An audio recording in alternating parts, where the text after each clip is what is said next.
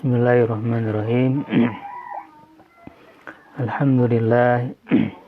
Alhamdulillahilladzi arsala rasulahu bil huda wa dinil haq liyudhhirahu 'ala dini kullihi wa kafa billahi syahida. Asyhadu an la ilaha illallah wahdahu la syarikalah wa asyhadu anna Muhammadan 'abduhu wa rasuluhu alladzi la nabiyya ba'dah.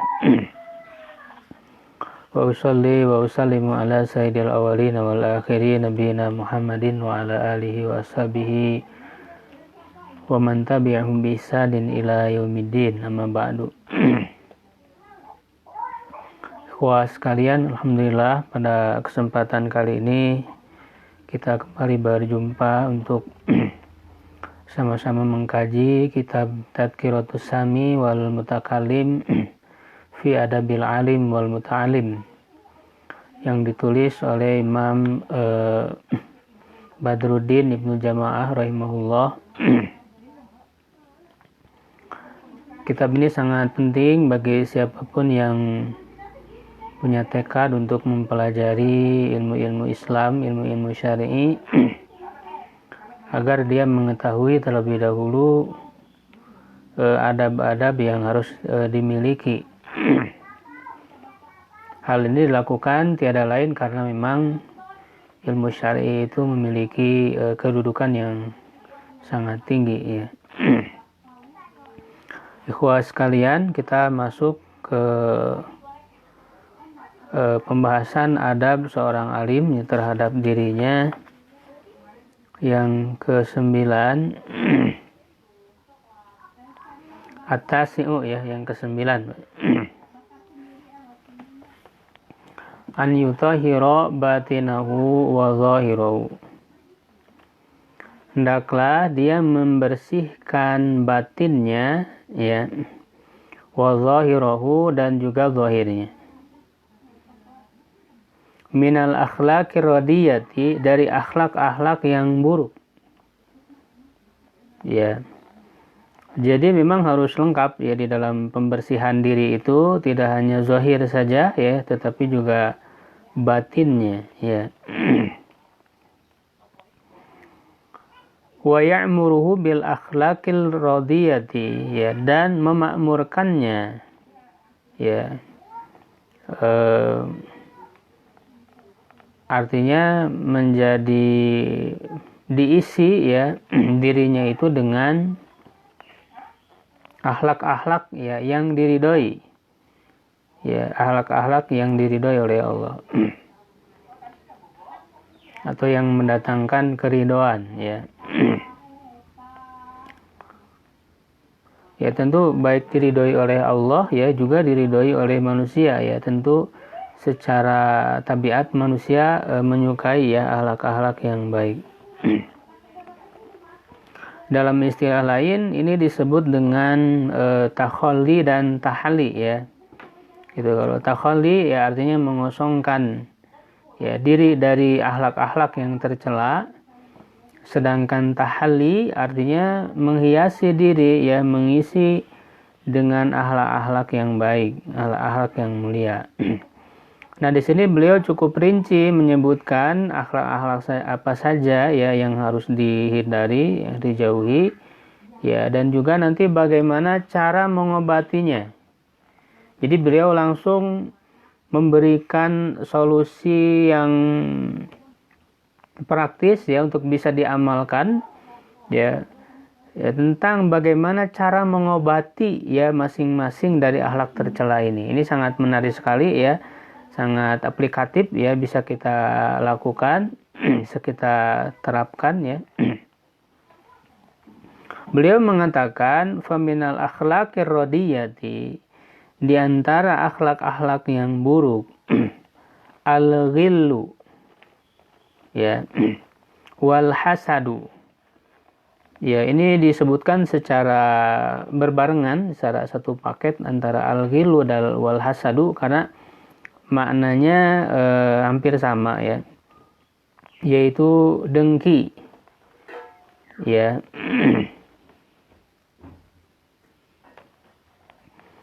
Ini adalah akhlak yang disebutkan pertama kali, ya, oleh penulis, ya memberikan kesan akhlak ini yang sangat buruk, ya, yaitu memiliki rasa dengki kepada orang lain, ya. Dengki itu kan maknanya adalah menginginkan hilangnya nikmat pada orang lain. Jadi tidak senang melihat orang lain itu. Ya. Secara mudahnya itu kalau orang dengki itu dia senang melihat orang lain susah dan susah melihat lain orang senang, ya. Gitu. Justru kalau orang yang beriman itu dia merasa bahagia, ikut bahagia ketika saudaranya, ya saudara seimannya bahagia, dan merasa sedih, ya ketika saudara seimannya itu sedih, gitu. Harusnya kan seperti itu. Nah, orang-orang yang dengki ini ya sebaliknya, ya. Kata ghilun itu misalnya di dalam Al-Quran, ya Allah Subhanahu wa Ta'ala menyebutkan yang menjelaskan tentang penghuni surga, ya.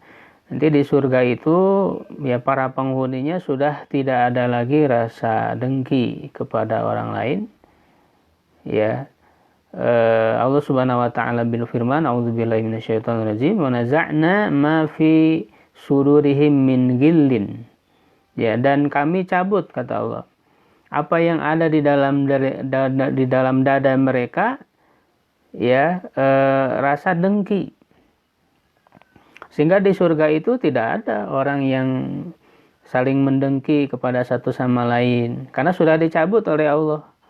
Ya, misalnya di surga itu kan ada tingkatan-tingkatan orang mendapatkan kenikmatan. Nah, orang yang misalnya tingkatan yang di bawah, yang ada di bawah, dia tidak merasa iri, dengki kepada yang ada di atas. Ya, sudah dicabut oleh Allah Subhanahu wa Ta'ala perasaan dengki itu. Ya, makanya kalau ingin menjadi ahli surga, ya tentu kita harus berusaha untuk menghilangkan sifat seperti ini. Ya, juga kita berdoa kan dalam salah satu doa kita, ya. Gimana doanya?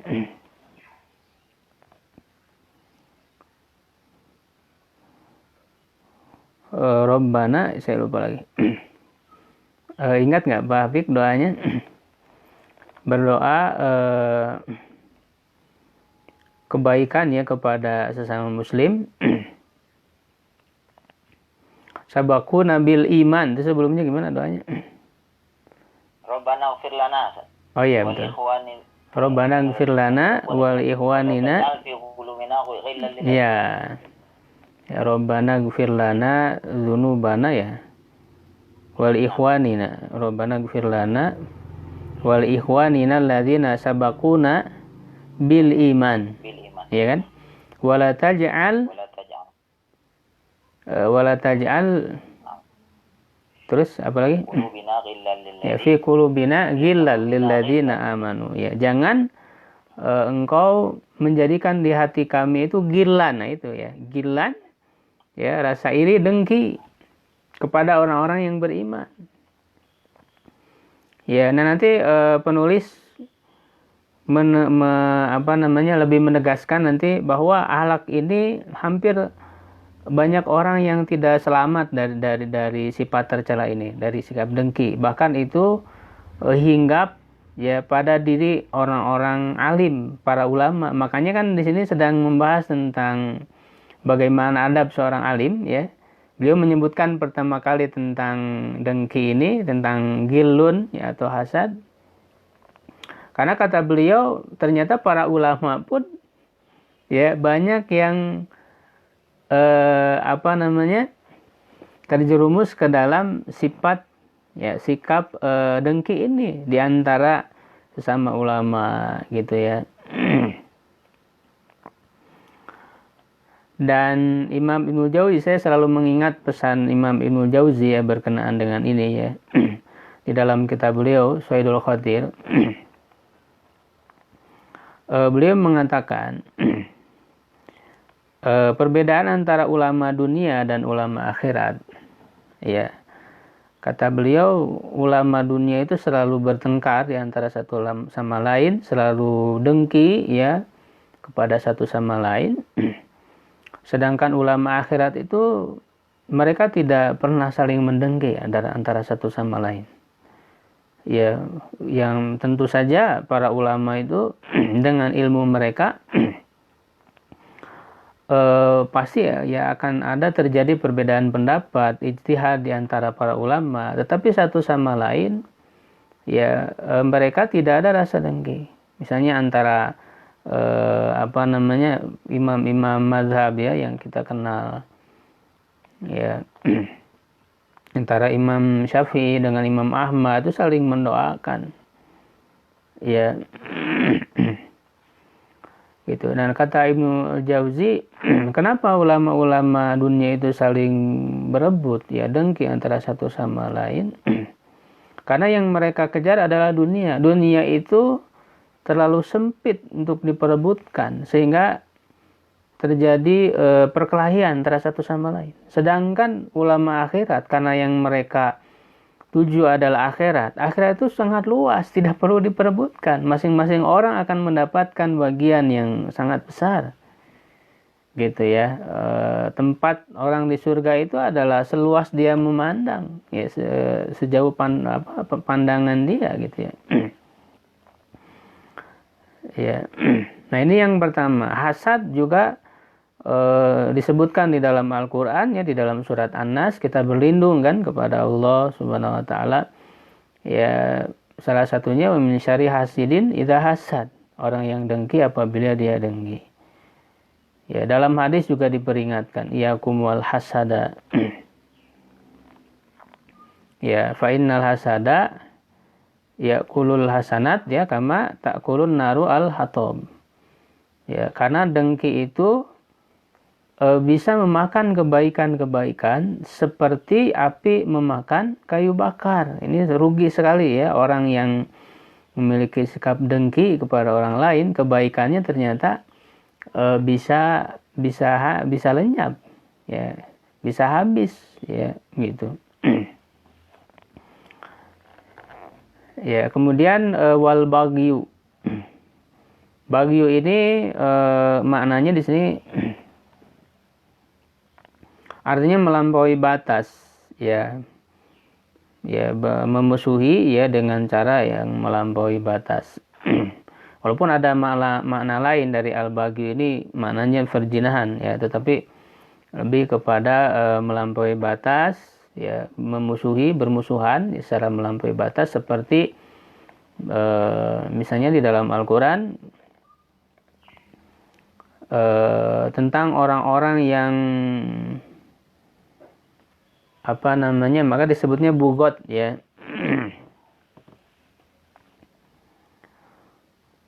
Waqatilul lati tabgi, gitu kan, dalam surat Al-Hujurat itu, ya, apabila di antara orang-orang beriman itu terjadi perkelahian, ya, wa in ta'ifatani minal mu'minin iqtatalu, gitu kan. Nah, itu maka perintah Allah faqatilul lati tabgi, maka perangilah orang-orang yang bagho, ya, yang melakukan bagyu, melampaui batas, yang berbuat zalim. Sampai mereka kembali kepada Allah, hatta tafi'a ila amrillah. Ya, maka disebut orang-orang ini bugot, ya. Wal ghadab, ya, dan marah li ghairillahi ta'ala, bukan karena Allah. Kalau marah untuk Allah, ya itu boleh. Ketika agama kita dihina, ya kita harus marah. Justru itu adalah bagian dari keimanan. Ya, tapi kalau marahnya bukan karena Allah, ya hanya untuk mengikuti hawa nafsu sendiri, nah itu yang salah. Ya, makanya di antara nasihat Rasulullah SAW kan, la tagdob walakal jannah. Jangan kamu marah, maka kamu akan mendapatkan surga. Ya, balasannya surga bagi orang yang mampu menahan amarah. Dalam Al-Quran pun disebutkan wal kadhiminal ghaid, ya, orang-orang yang mampu menahan amarahnya. Bahkan orang kuat itu adalah orang yang mampu menahan amarah, bukan seorang pegulat, ya, sebagaimana dalam hadis, laisa syadidu bisur'ah, innama syadidul ladzi yamliku nafsahu indal ghadab. Ya, bukanlah orang kuat itu yang pegulat, ya, jago bisa mengalahkan lawannya, tetapi justru orang yang kuat itu adalah orang yang mampu menahan amarahnya ketika dia marah. Jadi ada penyebab, ada faktor yang bisa membuat dia marah, tapi dia menahan amarahnya. Wal ghisyu, curang, ya, berbuat curang, ya, menipu orang lain. Wal kibru, ya, sombong, ya, tentu ini adalah besar sekali ya dosa kesombongan itu, karena kesombongan itu, kebesaran itu milik Allah, selendangnya Allah gitu ya. Bahkan tidak akan masuk surga orang yang ada kesombongan dalam dirinya. Ya, la yadkhulul jannata man kana fil qalbihi mithqala dzarratin min kibrin. Tidak akan masuk surga orang yang ada di dalam hatinya kesombongan, ya. Bahkan mithqala dzarratin, sekecil biji zarah sekalipun kesombongan yang ada dalam dirinya itu akan menghalangi dia untuk masuk ke dalam surga. Ya, maka tidak boleh sombong. Begitu. Sombong itu kan ya berbagai hal, bisa dengan ilmu, bisa juga orang dengan ilmu bisa dia sombong, bisa juga dengan hartanya, dengan pangkat, jabatan dan sebagainya. Ya, waria, ria, ya, ingin dilihat oleh orang lain, ya, melakukan sesuatu bukan untuk Allah, ya, tetapi untuk supaya pamer, dilihat oleh orang lain, itu ria, ya. Wal ujubu, ya, ujub, membanggakan diri, ya.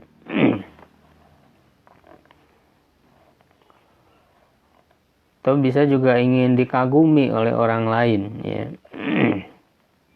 Wasum'a, ingin didengar oleh orang lain. Ya, wal bukhlu, pelit. Ya, wal khubthu, ya, itu bersifat jahat, ya, kepada orang lain, ya, ataupun khubthu itu maknanya adalah menyimpan rencana buruk kepada orang lain tuh. Ya, jadi walaupun misalnya secara zahirnya dia berbuat baik, tapi ada niat jahat kepada orang itu. Ada niat yang buruk. Yaitu makna al-khubthu. Wal batoru, batoru itu ya sama dengan sombong. Ya. Dia menolak kebenaran, ya, seperti ketika Rasulullah SAW menjelaskan tentang sombong. Apa makna sombong itu? Para sahabat sempat salah memaknai sombong. Jadi ada seseorang yang suka memakai pakaian yang bagus, ya, memakai sendal yang bagus, ya, disangka itu kesombongan. Kata Rasul, tidak, ya, gitu. Justru kan kalau kita ingin memakai sesuatu yang bagus, ya, kata Rasulullah kan, innallaha jamilun yuhibbul jamal. Sungguhnya Allah itu maha indah dan mencintai keindahan. Ya, kita diperintahkan dan Allah menginginkan hambanya itu melihat asar dari nikmat yang Allah berikan, gitu. Bahkan ketika ke masjid, ya, ketika melaksanakan sholat, ya, itu sama juga ketika kita belajar seperti ini, ya, itu ya dianjurkan memakai pakaian yang bagus, penampilan yang bagus, begitu. Nah, kata Rasulullah, sombong itu, ya, al-kibru batarul haq wa ghamtun nas. Yang disebut dengan sombong, kesombongan itu adalah menolak kebenaran, ya, dan merendahkan orang lain, wa ghamtun nas, gitu ya. Jadi al-batar itu adalah di antara pengertian sombong, ya.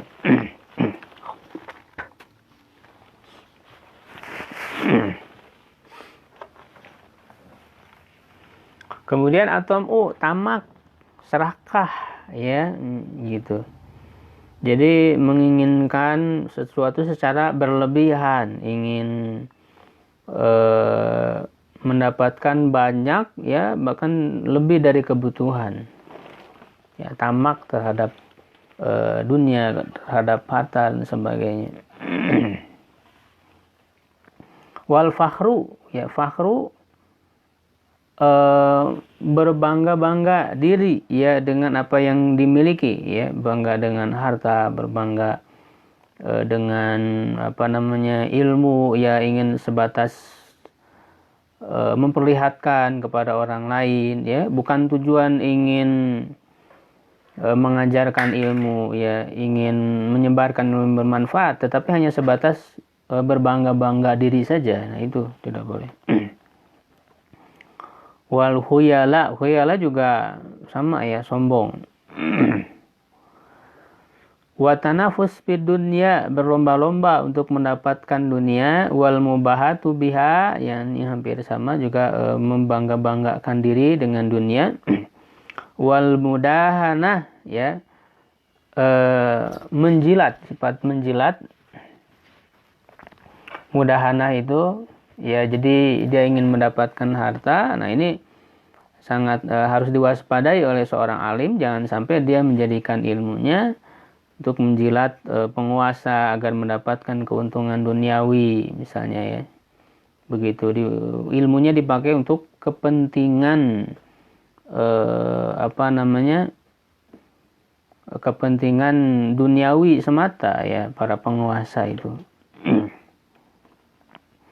Ya, dan ini tidak sedikit di dalam sejarah, ya, orang-orang yang menjadikan ilmunya itu hanya sebatas untuk membela, ya, penguasa, ya, membela junjunannya, sehingga dia mendapatkan keuntungan, ya, secara duniawi. Dan ini juga di dalam Al-Quran Allah menyebutkan, ya, salah satu kisah, ya, dalam Al-Quran itu ulama di Bani Israel, ya, yang dia justru menjadikan ilmunya untuk mendapatkan duniawi. Ya, Allah mengumpamakannya bagaikan anjing, ya, yang menjilat, ya, menjilat air itu, ya. Itu ada di dalam Al-Quran, ya, perumpamaan yang menunjukkan sifat yang sangat buruk, ya. Wa tazayyunu linnas, ya, dan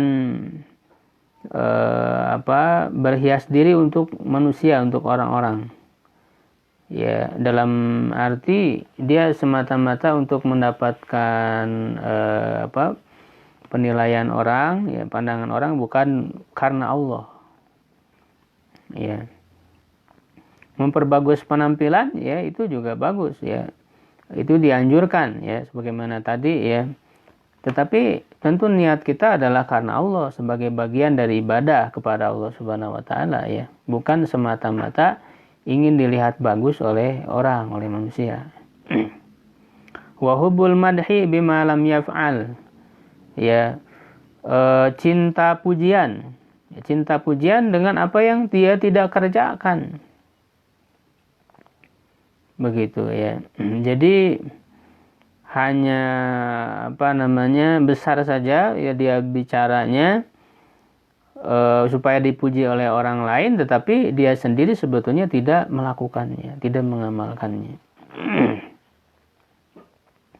Wal ama an uyubin nafsi, ya, dan buta, ya, dari aib-aib diri, tidak bisa melihat terhadap aib diri. Wal istighol anha bi uyubil khalqi, dia lebih disibukkan, ya, dengan aib-aib orang lain. Jadi terhadap aib sendiri dia tidak bisa melihat, ya, tapi aib orang lain dia sibuk, ya, ingin mencari-cari, ya, ingin membicarakannya. Ini sebagaimana dalam hadis, ya, kata Rasulullah SAW, tuba liman syaghalahu aibuhu an uyubin nas. Berbahagialah orang yang sibuk dengan aibnya sendiri daripada sibuk dengan aib orang lain. Ya, jadi daripada repot-repot kita mikirin aib orang lain, ya, maka Yang harus didulukan justru kita memperbaiki, ya menutupi kekurangan diri kita masing-masing. Ini bukan berarti kita tidak boleh menasihati, beramar ma'ruf nahi mungkar, bukan. Ya, sibuk dengan aib orang lain di sini hanya sebatas menjelek-jelekan maksudnya. Ya, tapi kalau kita ingin mengetahui kemungkaran yang terjadi, justru kita harus tahu kemungkaran untuk bisa kita rubah. Nahi mungkar. Itu jangan dibiarkan, jangan tidak peduli dengan kemungkaran yang terjadi. Ya, tapi tujuannya bukan untuk menjelek-jelekan, merendahkan martabatnya, tidak, tapi kita merubahnya dengan cara yang tepat, dengan cara yang terbaik, gitu ya. Kalau ketika kita melihat aib orang lain, kan justru harusnya kita harus menutupinya, gitu ya. Jangan sampai disebarkan kepada orang lain, ya. Kalau ada satu kesalahan, ya kita bisa menasihatinya dengan cara yang tidak merendahkan harga dirinya, begitu ya.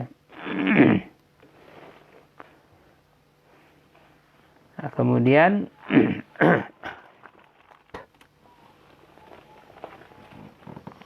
wal hamiyah, ya, hamiyah wal asabiyah ini hampir mirip maknanya, membela kaumnya, ya. Asabiyah ini fanatik golongan, ya, fanatik golongan, ya, li ghairillah, bukan karena Allah. Ya, jadi secara membabi buta membela golongannya tanpa tahu apakah benar atau salah. Ya, nah ini terjadi baik di kalangan orang-orang awam, bahkan orang-orang yang berilmu sekalipun bisa jadi dia keluar dari koridor ilmunya justru dengan dorongan hawa nafsu, ya, fanatik terhadap golongan. Ya, bukan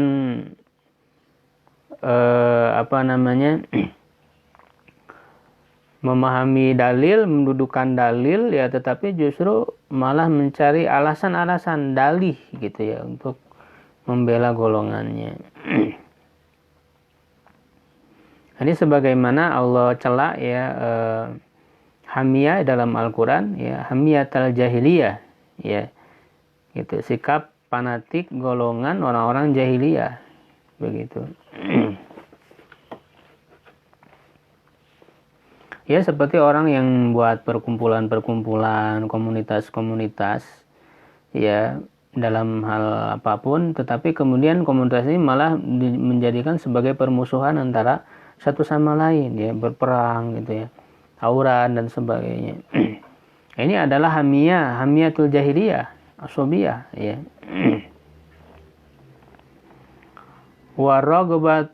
Warahbatu li ghairihi, ya, punya harapan, ya, bukan kepada Allah, dan punya rasa takut bukan kepada Allah.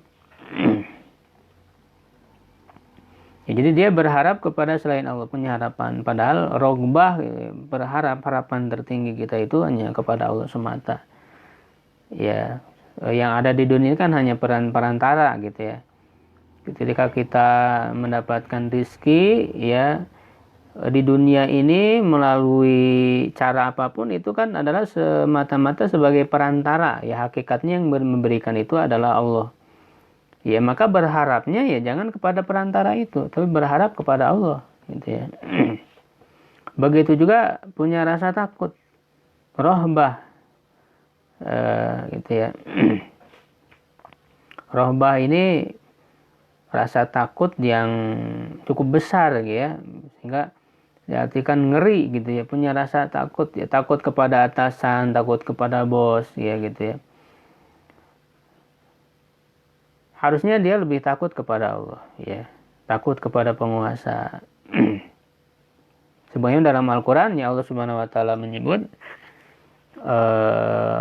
golongan yang dicintai Allah itu kan yuhibbuhum wa yuhibbuna, gitu kan,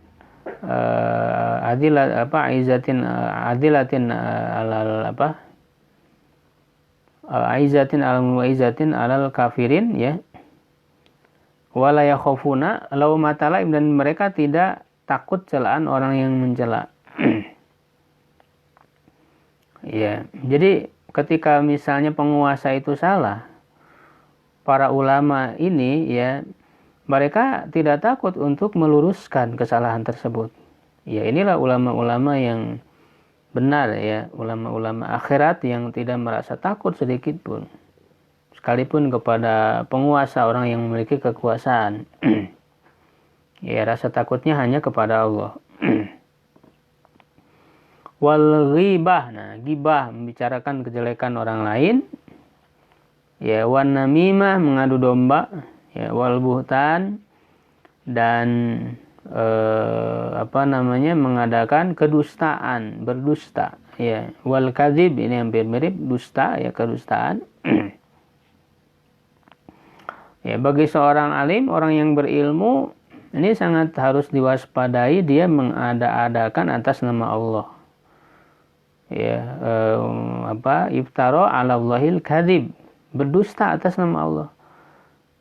Ya, makanya orang yang berilmu itu dia tidak akan mau berbicara tanpa ilmu, ya, tanpa ada ilmunya, ya, tanpa ada dasarnya dari apa yang Allah turunkan.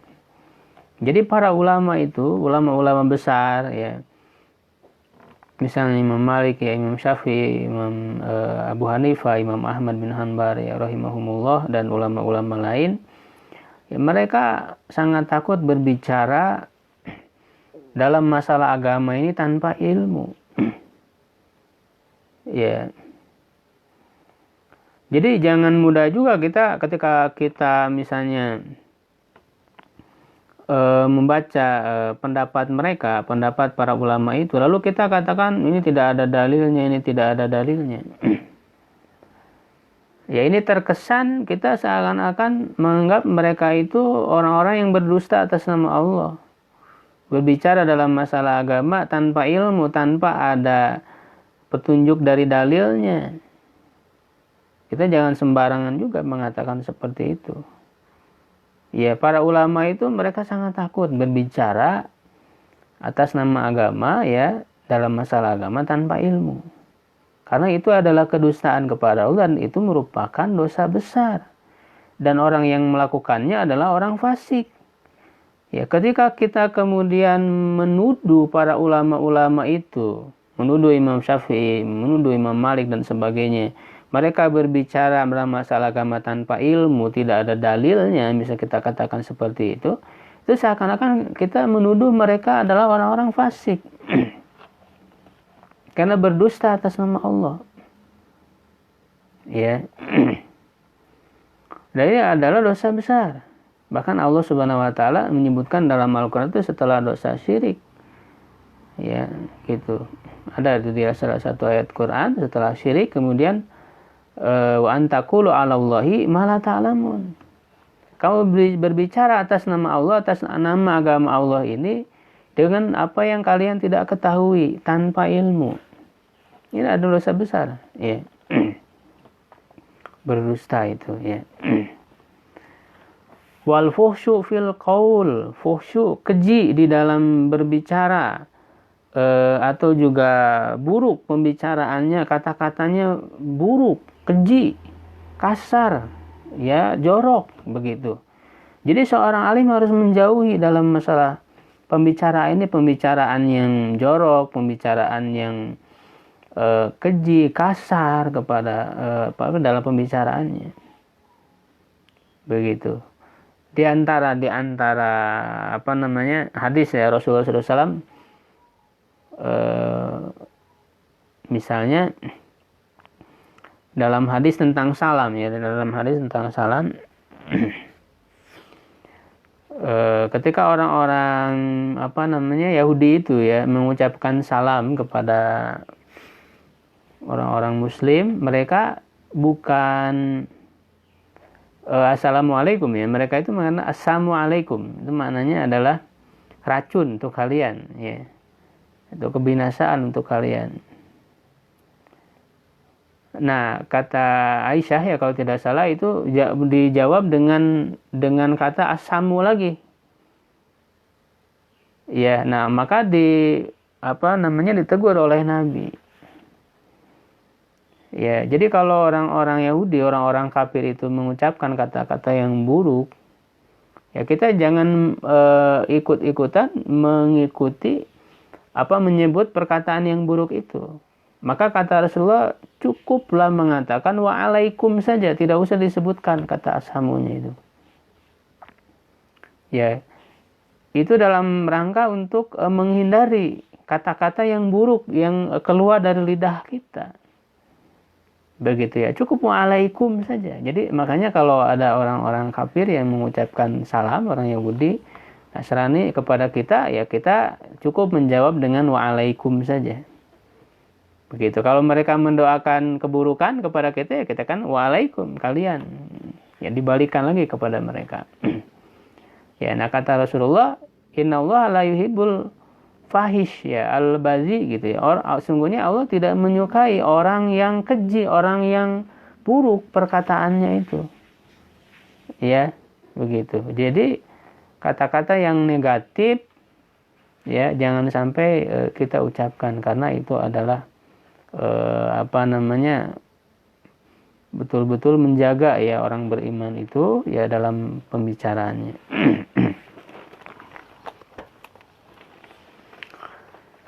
Kemudian wahtiqarun nasi, dan merendahkan orang-orang walau kanu dunahu, walaupun mereka keadaan mereka itu di bawahnya. Memang mereka adalah orang-orang yang berada di bawah, tetapi bukan menjadi alasan untuk kita merendahkan mereka, tidak. Ya, karena itu justru para ulama ini, orang alim ini dia tawadu gitu ya, tidak merendahkan orang lain. Fal hadzarul hadzar, ya maka berhati-hatilah, ya. Bahkan beliau menyebutnya 2 kali ya sebagai taukid, penguatan. Ya, hati-hatilah min hadhihi sifatil khabithah, dari sifat-sifat yang buruk ini, wa akhlaqir radhilati, dan akhlak-akhlak yang tercela. Fa innahu babu kulli syarrin, karena sesungguhnya dia adalah pintu segala keburukan. Bal hiya syarru kulluhu, bahkan itu adalah keburukan seluruhnya. Wa qad buliya ba'du ashabin nufusil khabithati min fuqaha'iz zaman. Nah, ini kata beliau, sungguh telah diuji, terkena musibah, bulia di sini. Sungguh telah terkena musibah sebagian ya orang-orang yang jiwanya kotor ya dari para ahli fikih di zaman ini. Ya, bikatsirin min hadhihi sifat, dengan banyak dari sifat-sifat ini. Ya, kata beliau, para ulama sekalipun ahli fikih, kata beliau, di zaman beliau, di zaman Ibnu Jama'ah, ya, itu ada yang terkena musibah, jiwanya terkotori ya oleh akhlak-akhlak tercela ini. Ya, kecuali man asamallahu taala, kecuali orang yang dijaga oleh Allah, wala siyama al hasadu wal ujubu, kata beliau. Ya, apalagi hasad, dengki, itu tadi yang saya sebutkan. Ya, sikap dengki, wal ujubu, berbangga diri, wariya'u, ya ingin dilihat, pamer ya kepada orang lain, wahtiqarun nas, merendahkan orang lain. Ya. Wa adwiyatu hadhil baliyati, dan obat ya dari musibah-musibah ini ya mustaufan fi kutubir raqaiqi, ya telah cukup ya ada di dalam buku-buku ya kitab-kitab yang berbicara tentang raqaiq, yang melembutkan hati ya, yang berisi tentang akhlak. Jadi beliau menyebutkan secara ringkas ya Nah, bagi yang ingin memperdalam, ingin lebih meluaskan lagi pemahamannya, ya tentu kata beliau bisa dibaca ya di kitab-kitab Raqaiq ini. Ya tentu Al-Qur'an ya yang pertama kali ya memiliki di dalam ayat-ayatnya itu banyak untuk mensucikan jiwa, ya tazkiyatun nafs. Ya, dan juga kitab-kitab hadis yang disusun oleh para ulama diantaranya adalah ada yang khusus tentang Raqaiq ini, misalnya kitab Raqaiq atau kitab Zuhud gitu ya. Dan juga di kitab-kitab hadis ada bab khusus ya tentang Raqaiq. Dalam Sahih Bukhari misalnya ada kitab Riqaq ya, itu juga sama tentang yang melembutkan hati gitu ya. Faman arada tathira nafsi, maka siapa yang ingin membersihkan dirinya minha dari akhlak-akhlak tercela itu, fa'alaihi bitilkal kutub, hendaklah dia membaca buku-buku tersebut. Wa min anfaiha, di antara kitab yang paling bermanfaat kata beliau, kitab riayah lil muhasibi ya, yang ditulis oleh Imam Al-Muhasibi rahimahullahu taala. Ya, Imam Al-Muhasibi ini salah satu ulama yang cukup konsen di dalam bidang pensucian jiwa ya, di dalam ilmu akhlak ya, atau disebut juga dalam ilmu tasawuf ya. Salah satu risalah beliau yang juga bagus ya, itu Risalatul Mustarsyidin ya, Al-Haris Al-Muhasibi ini. Dan kitab lainnya seperti yang disebutkan oleh Ibnu Jamah adalah kitab Ri'ayah gitu ya. Nah, kemudian beliau menyebutkan di antara obat ya, bagaimana cara mengobati akhlak-akhlak tercela itu. Wa min adwiyatil hasad. Nah, beliau menyebutkan di antara obat hasad ya, sifat hasad itu obatnya kata beliau, al-fikru bi annahu i'tiradun 'ala Allahi fi hikmatihi. Ya, jadi kalau orang ingin terhindar dari sikap hasad, ya, sikap dengki kepada orang lain, hendaklah dia memikirkan al-fikru, memikirkan, berpikir bahwa ya sifat hasad itu adalah menentang Allah. I'tiradun 'ala Allahi fi hikmatihi, di dalam hikmahnya, di dalam kebijaksaannya, al-muqtadiyati ya, yang memberikan ketetapan ya, yang memberikan ketetapan hikmah Allah yang memberikan ketetapan taksisul mahsudi bin nikmati, yang mengkhususkan orang yang didengki itu, orang yang dihasad itu dengan nikmat. Jadi ketika kita dengki kepada orang lain, artinya kan kita tidak senang orang tersebut mendapatkan kenikmatan. Itu mana dengki itu. Jadi menginginkan kenikmatan yang ada pada orang yang kita dengki itu hilang, kan begitu. Nah, dengan berbuat dengki tersebut, dengan bersikap dengki tersebut, artinya kan kita menentang ya atas ketentuan Allah ya, yang mengandung hikmah. Allah Subhanahu wa taala sudah membagi-bagi rizki itu ya. Jadi kalau kita berbuat dengki kepada orang lain, artinya kita menentang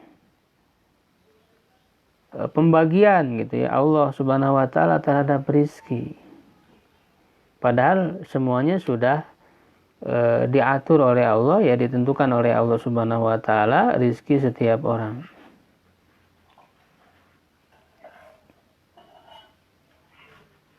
Ya. Nah, dengan cara berpikir seperti itu ya, dengan berbuat hasad, artinya dia kurang percaya terhadap ketentuan pembagian rizki dari Allah, ya kan? Itu berarti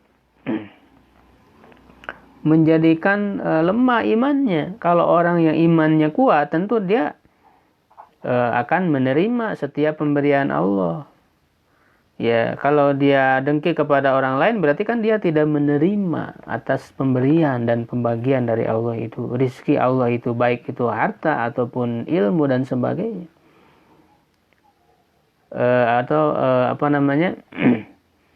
Kalau dalam masalah ilmu itu kan justru adalah dibolehkan ya, kata dalam hadis.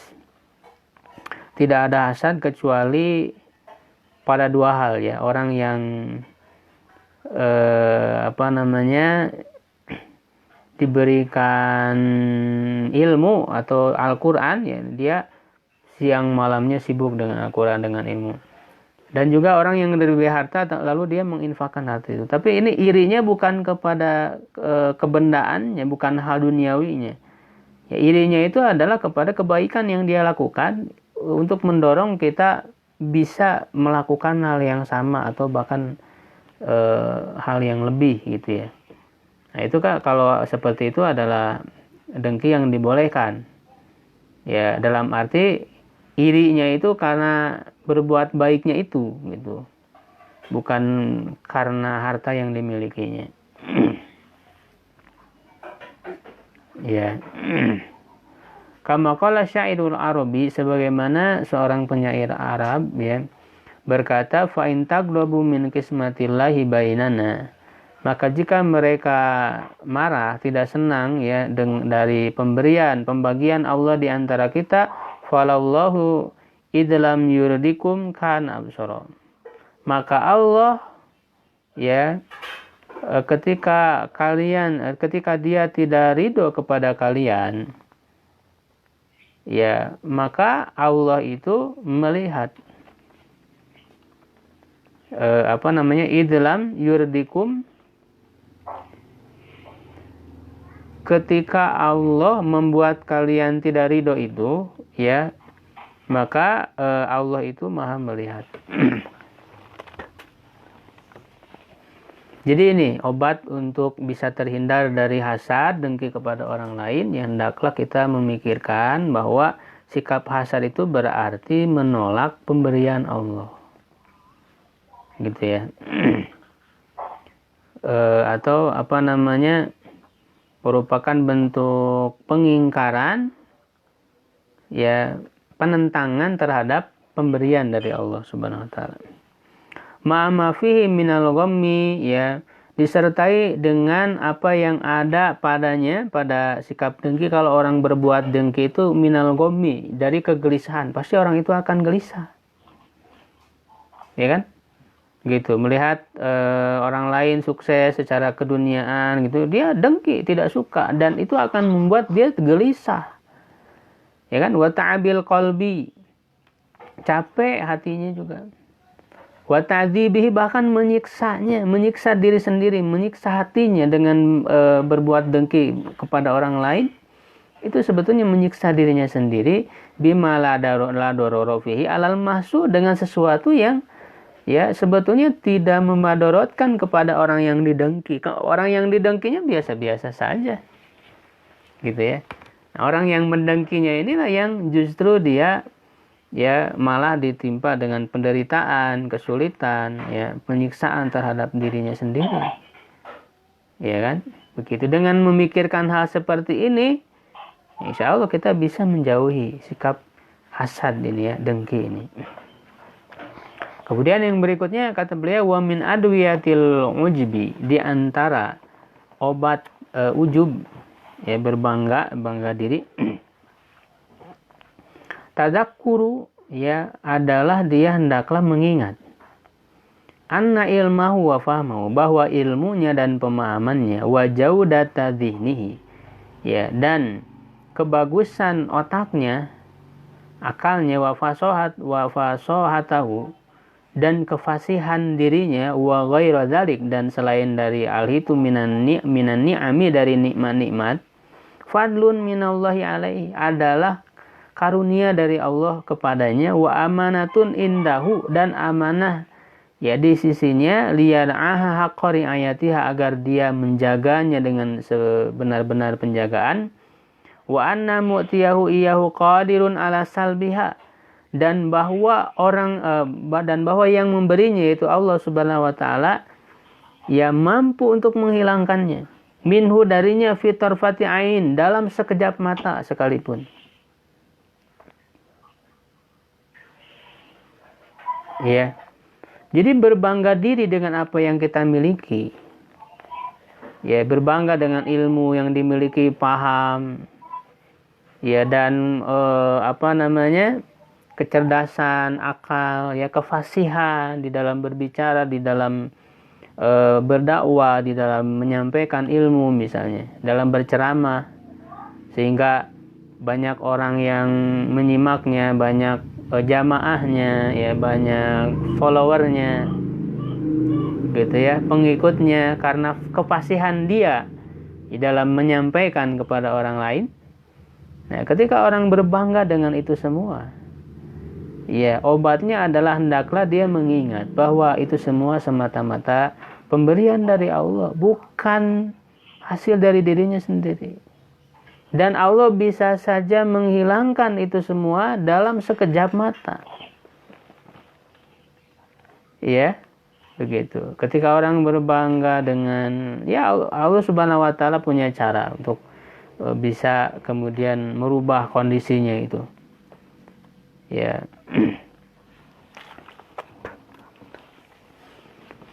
Kita harus mengingat bahwa semuanya adalah pemberian Allah. Jangan lupa untuk memuji Allah, ya. Dan mengingat bahwa ini adalah amanah dari Allah untuk dijaga, ya, dengan sungguh-sungguh, ya. Kama salaba Bal'am ma'allamahu fi tarfati ainin. Sebagaimana Allah menghilangkan kepada Bal'am, ya, Bal'am bin Ba'ura ini, ya, amma alamahu, apa yang Allah ajarkan kepadanya, tarfatain, dalam sekejap mata. Ini yang saya sebutkan tadi, kisah di ulama Bani Israil itu, Bal'am bin Ba'ura ini, yang karena menjadikan ilmunya itu untuk duniawi, berbangga diri dengan ilmunya, tapi kemudian dihilangkan oleh Allah Subhanahu wa taala. Wa madzalika 'ala Allahi bi aziz, hal itu tidak sulit bagi Allah. Afa aminu makrullah, apakah mereka merasa aman dari makar Allah, dari rencana Allah, ya, makar. Sebenarnya makna makar itu artinya rencana jahat, ya, tapi kan tidak mungkin Allah berbuat jahat. Dalam rangka disebutkan makar ini untuk membalas. Jadi mereka membuat makar kepada Allah, punya rencana jahat terhadap Allah, tapi kemudian Allah membalas, ya, rencana mereka. Itu yang dimaksud dengan makar Allah. Wa min adwiyatir riya, di antara obat riya, al-fikru, memikirkan bi annar khalqa kullahum la yaqdiruna ala naf'ihi, bahwa makhluk itu seluruhnya tidak mampu untuk memberi manfaat kepadanya bima lam yaqdihillahu lahu, dengan apa yang tidak Allah tetapkan baginya. Jadi kalau kita ingin dilihat orang-orang lain, pamer kepada orang lain itu mereka tidak punya kemampuan untuk memberi manfaat kepada kita. Jadi untuk apa kita ingin dilihat orang-orang lain, sementara orang lain tidak bisa memberikan apa-apa kepada kita, gitu. Wala ala dararihi, dan juga tidak bisa membuat madarat bima lam yuqaddiruhu Allah taala alaihi, dengan apa yang tidak Allah tetapkan, tidak Allah takdirkan. Falam yuhbit amalahu, falima yuhbitu amalu, maka mengapa dia menggugurkan amalannya, wa yudirru dinahu, dan memadorotkan agamanya, wa yusgiru nafsahu bimuraati, dan menyibukkan dirinya dengan memperhatikan man la yamliku lahu fil haqiqah naf'an wala darron, ya, kepada orang yang sesungguhnya tidak memiliki, ya, kemampuan untuk memberi manfaat atau madorot. Jadi bagi orang yang suka riya, suka pamer, ya, itu harus ingat bahwa orang-orang lain yang kita pamer kepada mereka, kita ingin dilihat oleh mereka itu tidak punya apa-apa, tidak bisa memberi apa-apa kepada kita. Jadi ketika kita sudah dilihat oleh orang lain, lalu kita berharap apa kepada mereka? Gitu, ya. Mereka tidak punya apa-apa. Yang memberi manfaat dan meridai hanya dari Allah Subhanahu wa taala. Maka cukup ya dengan berharap kepada Allah, cukup hanya dengan dilihat oleh Allah saja. Ya wa kafa billahi syahida, ya cukuplah Allah sebagai saksi yang menyaksikan amalan-amalan kita, ya tidak perlu ingin disaksikan oleh orang lain, oleh manusia. Ya, jadi obat riya itu seperti itu. Ma'an Allah Ta'ala yutli'uhum ala niyatihi, ya disertai atau bersamaan dengan bahwa Allah itu mengamati mereka ya atas niatnya, wa qubhi sariratihi, dan buruknya apa yang ada di dalam dirinya yang tersembunyi, sariroh itu. Kama sahih fil hadis, sebagaimana sahih di dalam hadis, man sama Allah bihi, siapa orang yang ingin didengar maka Allah akan memperdengarkannya. Wa man ra'a Allahu bihi, ya, dan siapa yang berbuat riya ingin dilihat maka Allah akan membuat dilihat oleh orang lain. Maksudnya adalah kalau orang itu niatnya dia ingin didengar oleh orang lain, Allah akan membuat orang lain akan mendengar dia. Ya kan, orang akan mendengar dia. Dan orang yang ingin dilihat oleh orang lain, ya Allah akan membuat memang orang lain melihat, tapi kan manfaatnya untuk apa? Tidak ada. Sebatas dilihat, sebatas didengar orang lain saja. Dan belum tentu juga orang memujinya, bisa jadi justru orang kemudian malah tidak suka kepada dia. Ya, jadi cukuplah keridhaan Allah, ya mengharapkan kecintaan ya dan keridhaan dari Allah Subhanahu wa taala, ya, karena kalau kita mengharapkan pujian dari orang lain, ya bisa jadi kita mendapatkannya, ya, tetapi Allah Subhanahu wa taala tidak meridhoinya. Ya, tetapi pada akhirnya akan membuat orang tersebut juga akhirnya juga tidak akan suka juga kepada kita, tidak memuji kita. Tapi sebaliknya, kalau kita hanya berharap keridhaan dari Allah saja, ya bisa jadi orang itu tidak suka kepada kita. Tapi pada akhirnya mereka akan berubah menjadi menyukai kita kalau kita ikhlas karena Allah. Begitu.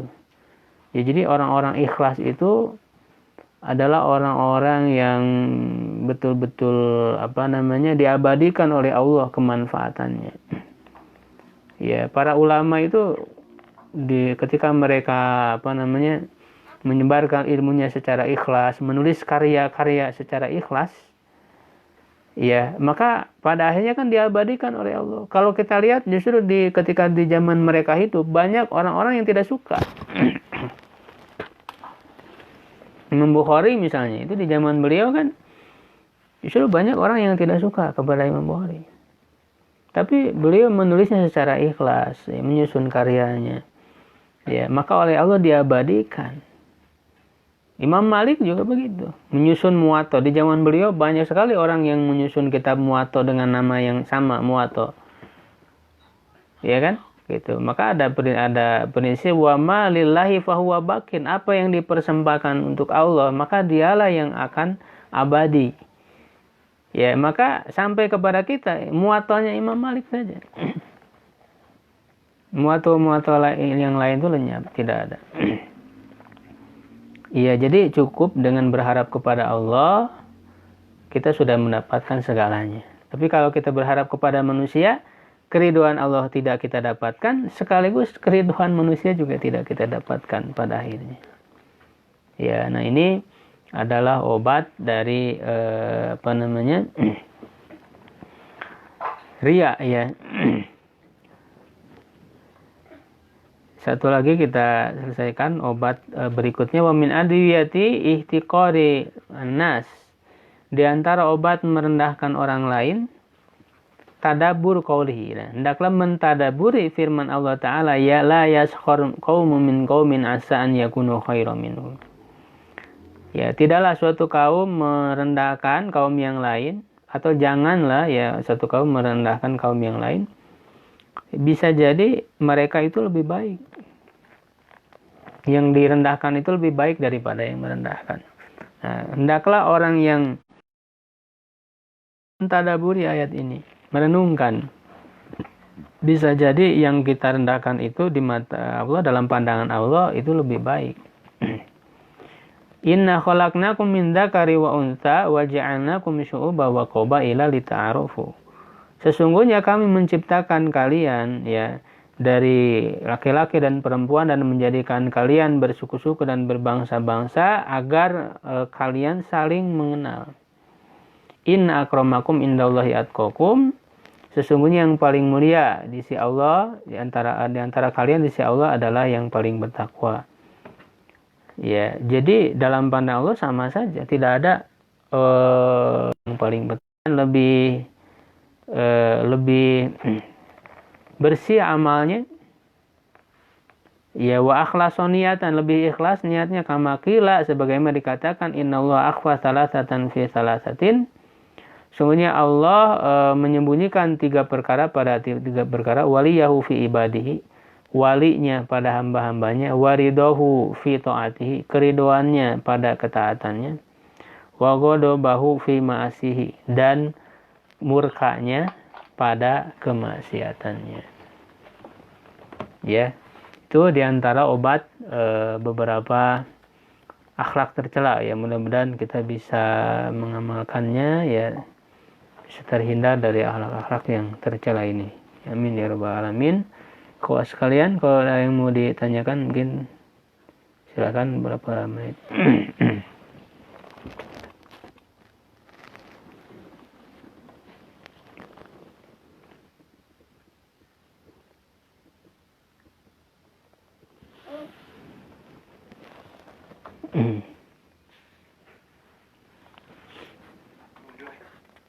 Ya. Gimana Pak? Ada yang ditanyakan?